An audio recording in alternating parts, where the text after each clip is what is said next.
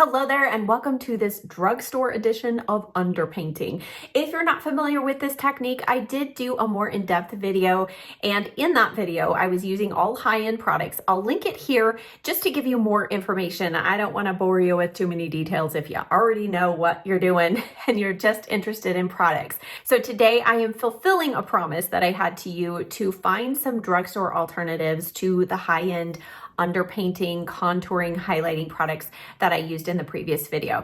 Now, if you stay tuned to the end, I will show you 3 other drugstore products that I also put to the test that I felt fell short. Now, today's video is just going to be complexion focused. I'm not going to be walking you through my eye look. You can let me know if you want a tutorial on this look, but let's go ahead without further ado and jump right into my face and complexion steps, and I'll share with you my top favorite drugstore products to achieve this beautiful contoured glowy makeup look. So we're going to start off with 2 shades of the Maybelline Lifter Sticks.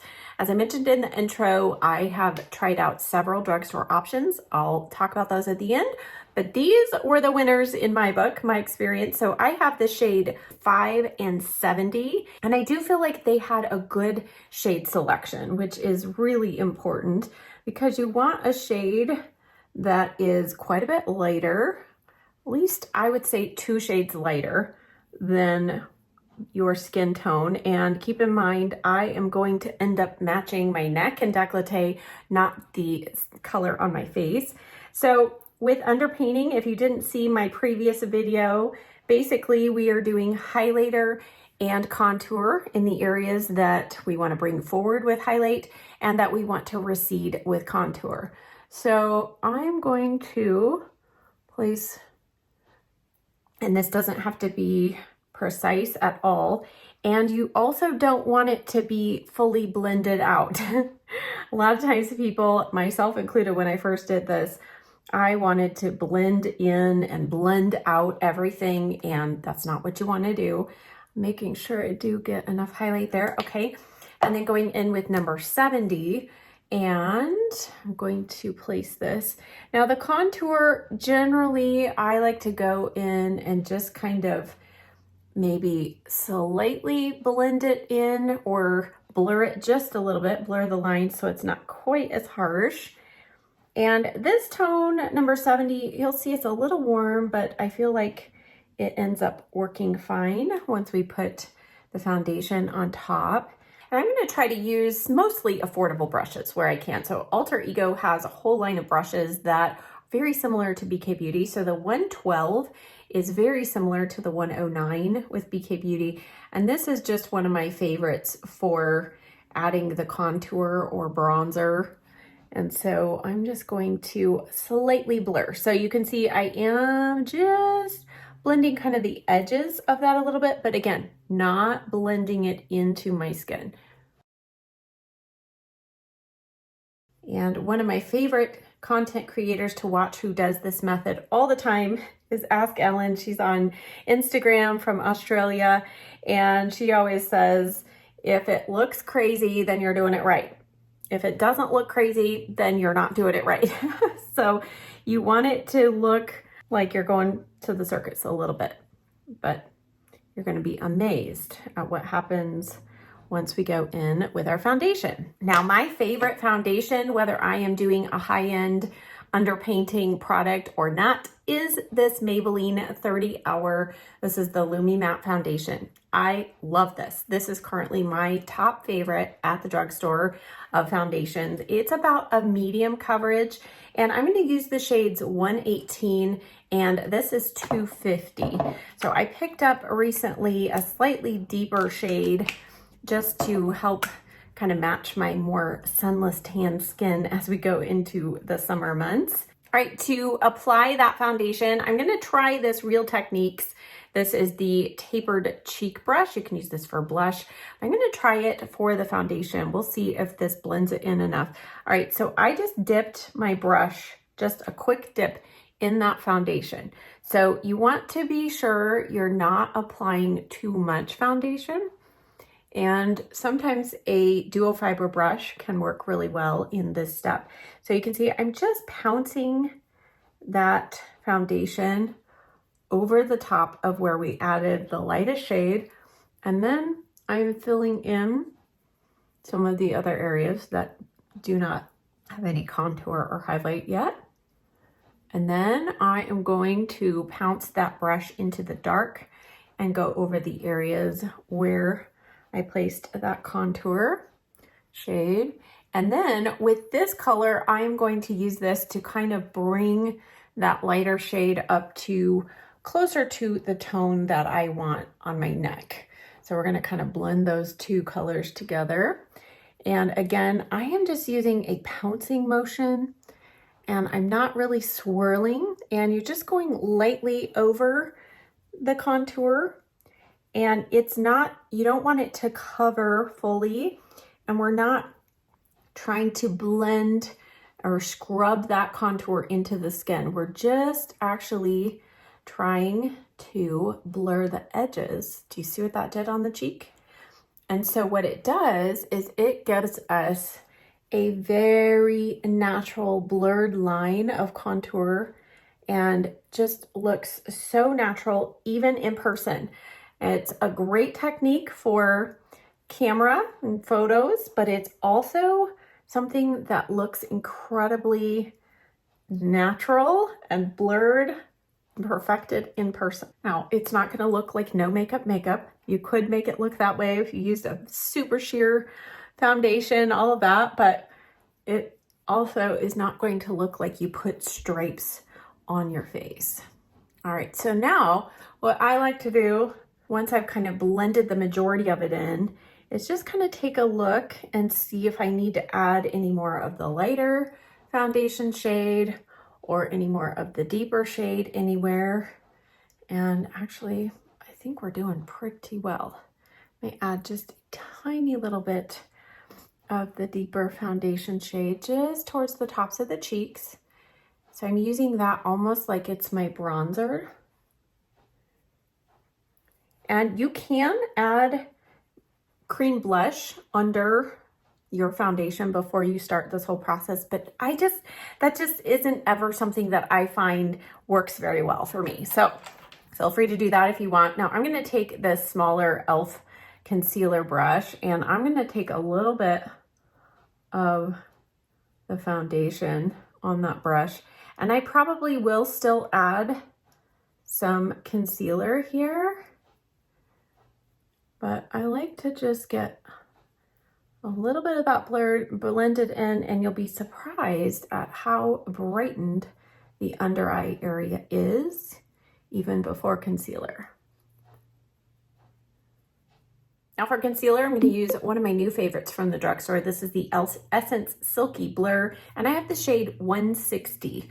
One note I would tell you if you're looking at this concealer, go a little bit darker than you think you're going to need to. And this one is a nice kind of peachy tone, which for me helps kind of color correct my under eyes as well as conceal. This is just super hydrating, such a nice formula. Now, once I get most of that blended in, I do just like to take my finger and just kind of press in over the areas where I might have texture or lines. And we are going to add a little bit of cream blush, and then we're going to let this sit before we powder. So for blush today, I pulled out a couple of options from Catrice, and I'm going to talk about this palette at the end. It does have some contour shades and some blush shades. These are nice, but I actually really love this Catrice Blush Affair. It's a cream and powder blush duo. Now I have used and loved the Peach Passion shade, but today for the first time, I'm going to try this bright pink one. This is Pleasing Pink.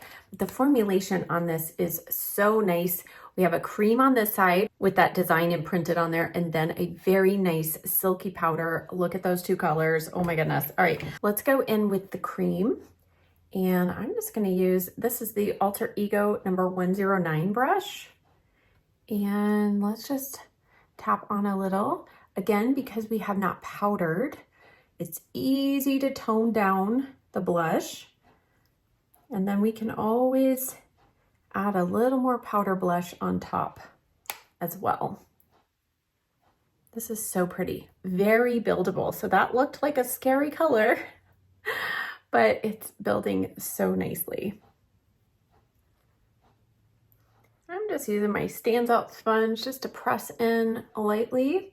And now I'm going to, at this stage, before we get to any powders, I'm going to lock this in with setting spray.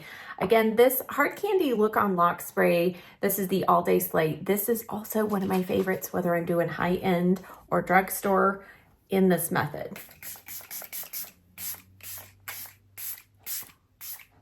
Now, what's super important is you want to let this sit and dry, not only the setting spray, but the makeup. Let it set down before going in with powder. So I'm gonna go ahead and do my brows and mascara, and then we'll come back and finish up the face. Okay, brows are on, mascara is done. I have not cleaned up my little specks of mascara just yet. So now it's time for powder products. And depending on your skin type will determine how much powdering you're gonna do. I do like to go ahead and go in with a little bit of powder bronzer first before setting everything in place. And a couple of my favorites from the drugstore, Physicians Formula Butter Bronzer. I do also have the Endless Summer Physicians Formula Bronzer, so I might end up kind of mixing these two. The other favorite from the drugstore is the L'Oreal Infallible Matte Bronzer, but again, I only have a pretty light shade. This is the shade 200. So let me just go in. I'll do a little bit of this, and I'm using a big fluffy brush, and once again, just pouncing on top. And I'm going to just go over the high points, kind of where I would typically bronze. Yeah, this is pretty light. It's almost like I'm just putting on setting powder. So I'm gonna go ahead and try dipping into both of these shades. I do need to order the deep bronze shade again from Physicians Formula. I used to have that, but I must have decluttered it along the way. All right, oh, that's pretty. Okay, that's a combination of Endless Summer and the bronzer shade. Oh, that's really nice. Okay, I mean, just a light dip, I should say, into the Endless Summer. That's a pretty pigmented color. And then I like to add just a touch of the powder blush or a powder blush on top. I could go in with either one of these, and in fact, I might actually go in with the Peach Passion powder. I'll combine the two, and I'll use, this is the Alter Ego 105 brush, and the bronzer brush I was using is the 104. So I'm gonna dip a little bit into this powder and a little bit into the pink powder blush and just tap that on top. And by doing both the cream and the powder step, it's actually going to make your makeup last so much longer through the day. It also is kind of like a painting where the multi-layers kind of help make it look a little more natural and just gives the face more dimension. You don't just have a solid stripe of blush and a solid stripe of bronzer. It's just kind of all blended together. All right, and now we're going to set everything in place with some setting powder. I pulled out several from the drugstore, and there's actually even a new setting powder. This is the Hard Candy Blur on Lock, and they have 3 different colorways depending on, you know, if you want to brighten or you want to just set. And I've not used this to set my whole face in this scenario, so I'm not going to use that today. Instead, I think I'm going to choose, let's go in with this e.l.f. This is as close to the Makeup Forever HD Loose Finishing Powder that you can get at the drugstore. It is one of my favorites. It is completely just translucent, clear, super, super light formula. Okay, I'm going to just press out any creases under the eyes. And with a powder sponge, I'm going to press that into my hand and then powder my face.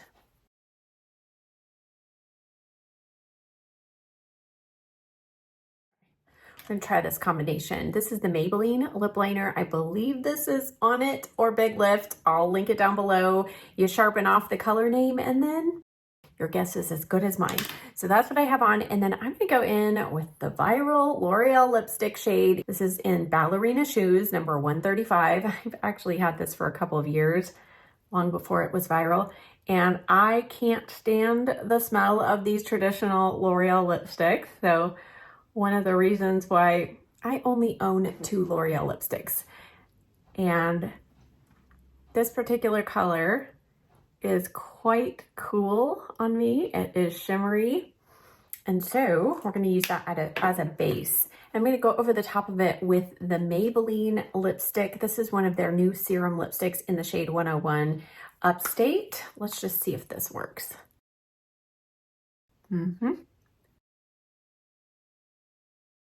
So kind of a similar idea of what we did on the face is I put that shimmery highlighty color underneath my lipstick, and you can see the shimmer and the glow coming through, but we've covered up the kind of blue tones and that horrible scent. One final step after my makeup is all done, I always like to go back with a cream highlighter, and the L'Oreal Lumi Le Glace in Glassy Pearl is one of my favorites.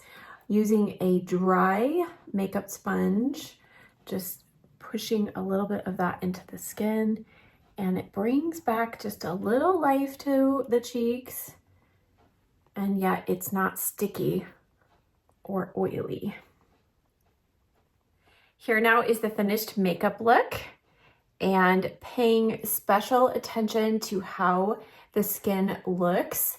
There's no harsh contour line. There's no harsh contour lines on the nose as you turn the face from side to side, but there is definition. There's glow. I feel like overall,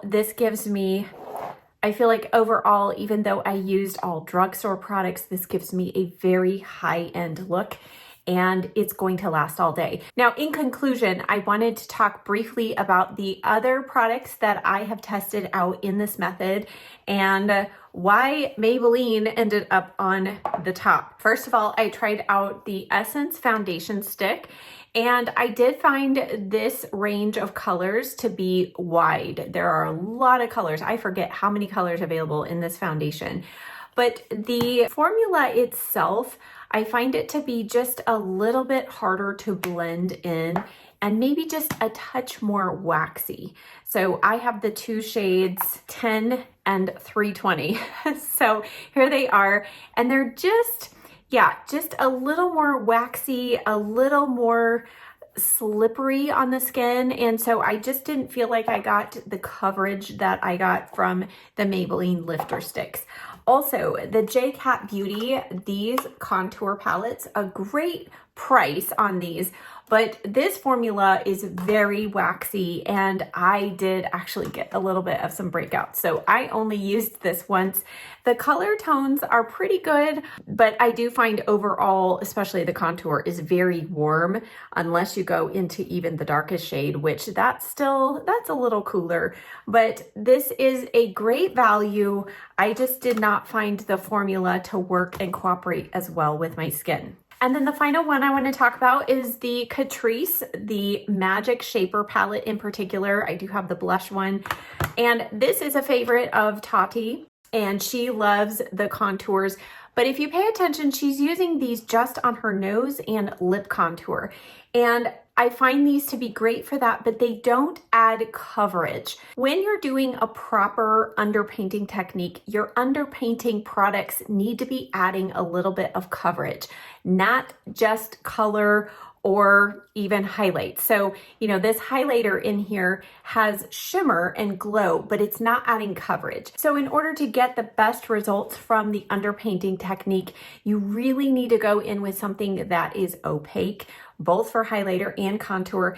And this is great for the contour as far as using on top of the makeup. I do also really like these blush shades. It's a nice formula, but again, it's a little slipperier and thinner texture, and therefore just did not cooperate well for me in the underpainting technique as I like to do it. So overall, I hope that you found this video helpful. If you've been wanting to try out this technique, but not wanting to spend a lot of money to experiment with it, hopefully I gave you some ideas of some less expensive products to try out. Thank you so much for watching. Check the description box down below. I'll have links and a list of everything that I showed you, and then everything else that's also on my face, all drugstore. Thank you so much for watching. I'll see you next time. Bye.